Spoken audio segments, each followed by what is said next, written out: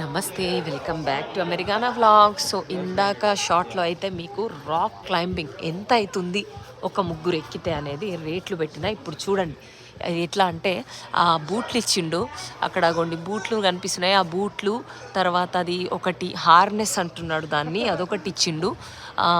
దానికి separate rent. చూసిరా ఇప్పుడు ఇక్కడి నుంచి ఎక్కడానికి ఆ అమ్మాయికి ఎక్కువ టైం ఏం పట్టలేదు, ఒక 2 minutesలో ఎక్కేసింది. అగోండి అక్కడ ఇంకా ఇద్దరు ఎక్కుతున్నారు.